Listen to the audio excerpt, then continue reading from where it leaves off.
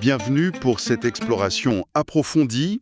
Aujourd'hui, on se penche sur un événement vraiment marquant de l'histoire contemporaine du Maroc, la fameuse Marche verte. Oui, tout à fait. On va essayer de décortiquer un peu comment ça a commencé, comment ça s'est passé, et puis les conséquences, bien sûr. Mhm. Et pour ça, on a un texte historique assez détaillé, et puis aussi la transcription d'un discours, un discours vraiment fondateur du roi Hassan II.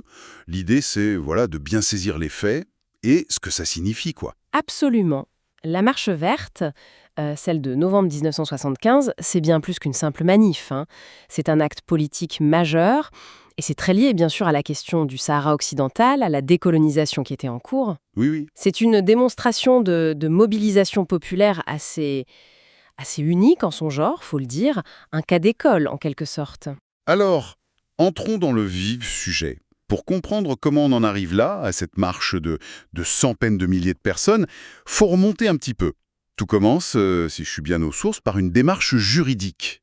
Devant la Cour internationale de justice, la CIJ, le Maroc avait soumis une question importante sur le Sahara occidental, c'est ça? Exactement, c'est ça le point de départ. Face à la présence espagnole, et puis bon, dans ce contexte de décolonisation un peu partout, le Maroc cherchait à faire valoir ses revendications historiques sur ce territoire. D'accord. Et plutôt que par la force, le choix a été fait de porter l'affaire devant la CIJ, à La Haye.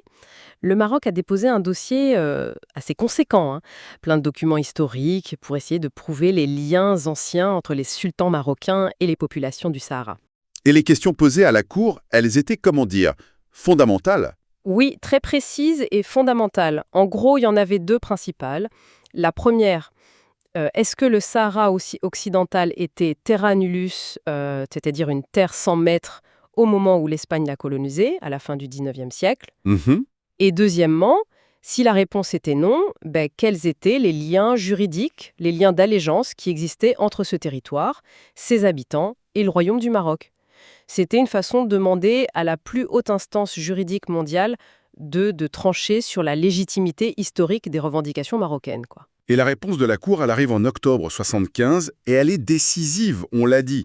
Qu'est-ce qu'elle a conclu exactement? Alors, l'avis de la CIJ, c'était un avis consultatif, donc nuancé, mais il a quand même donné au Maroc l'argument qu'il attendait en fait. Sur le premier point, la Cour a été très claire. Non, le territoire n'était pas terra nullus. D'accord. Il y avait bien une organisation sociale, politique, avant les Espagnols. Et sur le second point, et là c'est vraiment crucial, c'est ça que le roi Hassan II va saisir, la Cour a reconnu l'existence de liens juridiques et de liens d'allégeance. Ah, ces fameux liens d'allégeance? Oui, entre les sultans du Maroc et certaines tribus qui vivaient sur le territoire du Sahara occidental au moment de la colonisation. Et le discours du roi, justement, dont on a la transcription, il insiste énormément là-dessus, sur ces liens.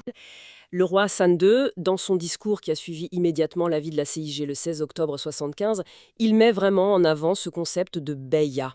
La Beya. La beya, c'est cet acte d'allégeance traditionnelle par lequel les tribus reconnaissaient l'autorité du sultan, à la fois spirituelle et temporelle.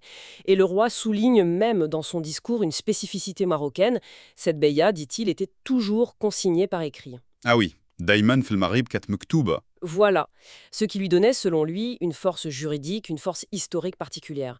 Donc pour Hassan II, que la CIJ reconnaisse ces liens, ça équivalait presque à reconnaître la souveraineté historique, même si, la Cour, elle n'allait pas explicitement jusque-là dans ses conclusions formelles. C'est donc sur cette lecture, cette interprétation de l'avis de la Cour, que le roi va construire son appel historique.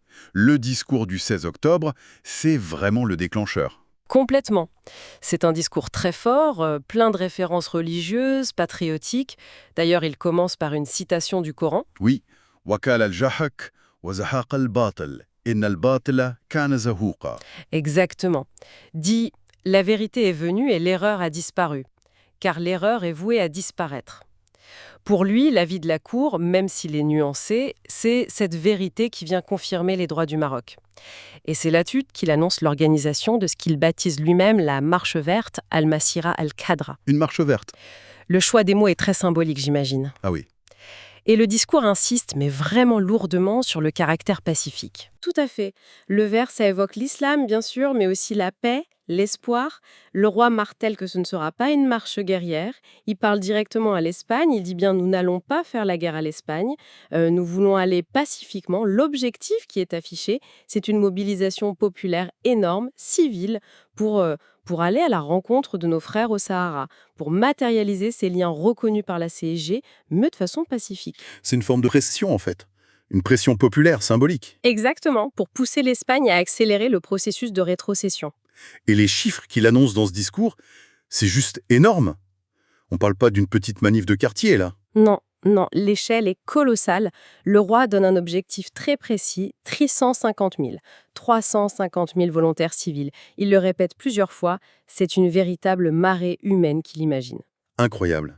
Et le discours, il va même dans des détails logistiques qui montrent que c'était préparé, réfléchi. Il annonce par exemple que 10% des participants seraient des femmes. Ah oui, hein. Oui, 35 000 femmes. Parce que, dit-il, les femmes sont les égales des hommes, même en matière de patriotisme. An-nisa wal rijal shaqa'iq. C'est une affirmation assez forte pour l'époque quand même. C'est vrai. Et nos sources parlent aussi de quotas par région. Ça donne une idée de comment tout le pays devait être mobilisé. Oui, oui.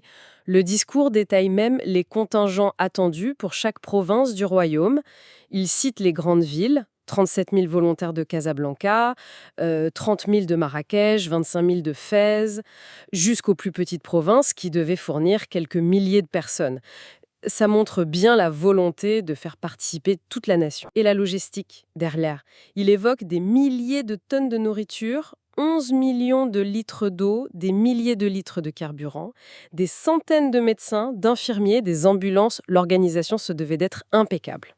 Et pour montrer l'exemple. Exactement. Le roi annonce « J'ai décidé d'être le premier volontaire à m'inscrire pour participer à cette marche ». Ça pose le geste. Une mobilisation civile pacifique, donc. Mais il y a quand même une nuance dans le discours, une sorte d'avertissement, non? Si jamais la marche rencontrait une opposition armée. Oui, c'est juste.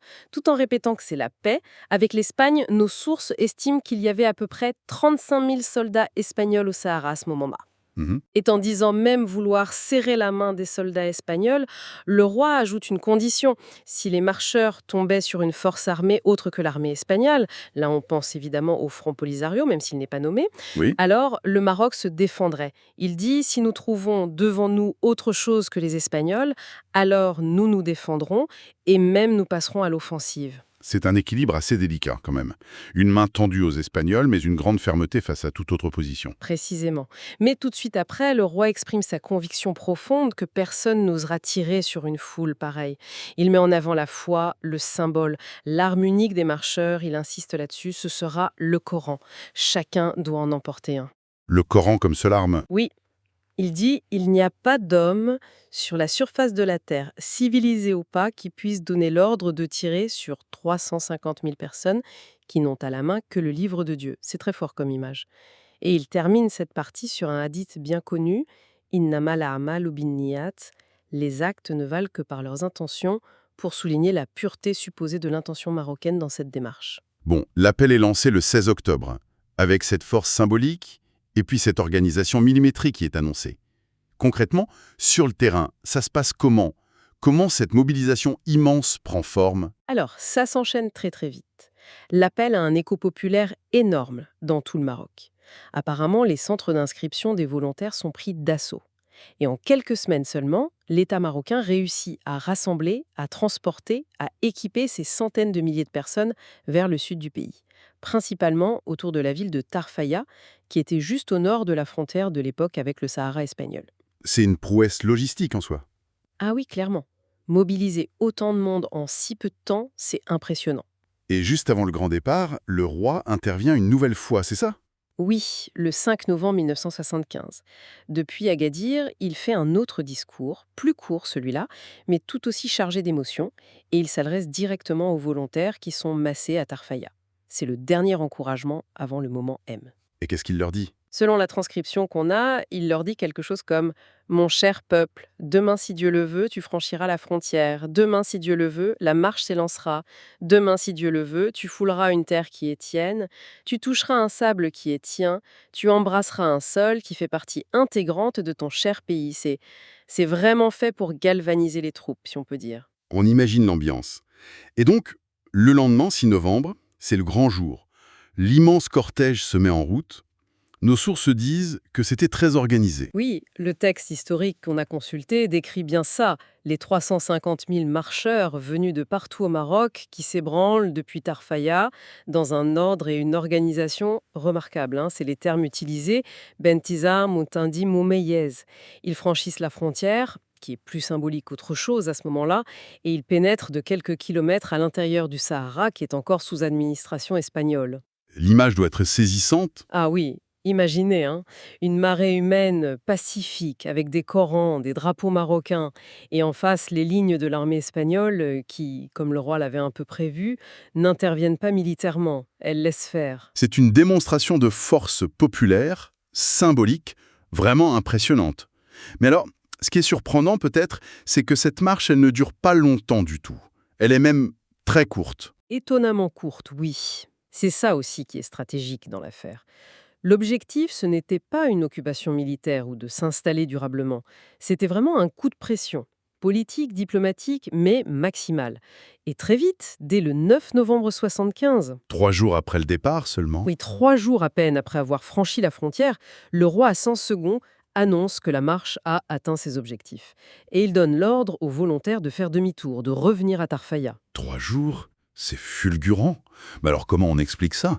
Qu'est-ce qui fait que les objectifs étaient considérés comme atteints si vite? Mais l'impact diplomatique a été énorme et immédiat. La marche verte a mis l'Espagne dans une position hyper inconfortable. Il faut voir le contexte espagnol aussi. Le pays était en pleine transition politique, Franco était mourant. Ah oui, c'est vrai. Et l'Espagne se retrouva avec cette situation potentiellement explosive au Sahara, tout en étant déjà affaiblie juridiquement par l'avis de la CIJ. Et là, cette démonstration de détermination populaire marocaine, cette capacité à mobiliser 350 000 personnes de façon organisée, pacifique, ça a montré que le Maroc était prêt à aller très très loin. Ça a rendu la position espagnole quasiment intenable. Et ça a surtout accéléré les négociations qui étaient déjà en cours en coulisses. Donc la marche, elle a servi de catalyseur en fait. Un coup de pouce décisif pour obtenir un résultat politique concret. Exactement, c'est ça. Et le résultat le plus tangible, le plus immédiat, ce sont les accords de Madrid, signés quelques jours à peine après la fin de la marche, le 14 novembre 1975. Les accords de Madrid. Oui, un accord tripartite entre l'Espagne, le Maroc et la Mauritanie. Parce que la Mauritanie aussi avait des revendications sur une partie sud du territoire. Et qu'est-ce qu'ils disaient ces accords concrètement? Ils organisaient le retrait définitif de l'administration espagnole du Sahara occidental.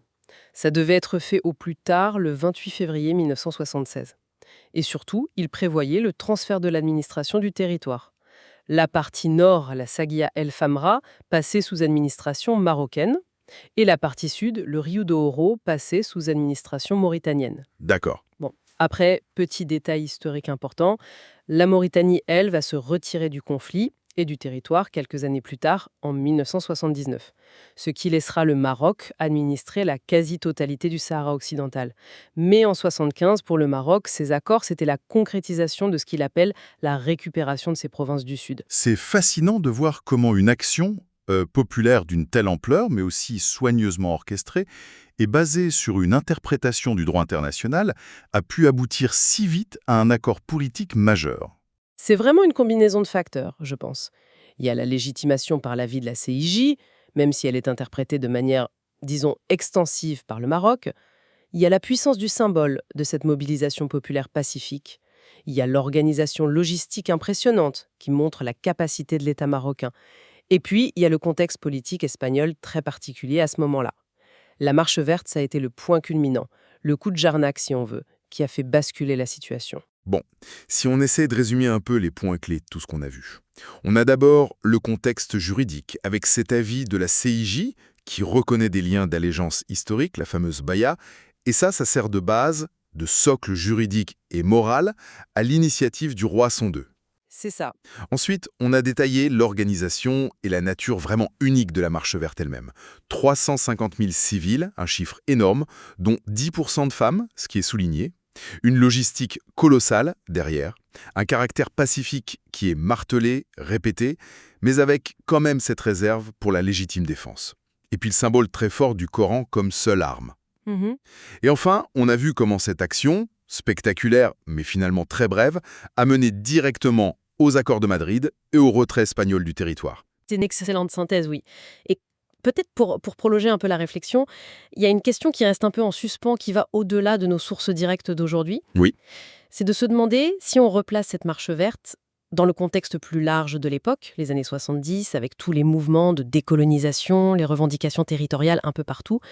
Qu'est-ce qui la rend si particulière, cette marche verte? Est-ce que c'est cet appui sur une décision juridique internationale, l'insistance sur la baya, ce concept traditionnel, cette forme de mobilisation populaire massive, pacifique, mais orchestrée par l'État, en quoi elle se distingue ou peut-être elle se rapproche d'autres luttes pour l'autodétermination ou la récupération de territoires à la même époque? C'est une bonne question. Voilà, je pense que c'est une piste intéressante pour continuer à réfléchir et à approfondir notre compréhension de cet événement historique qui reste, quoi qu'on en pense, assez hors norme.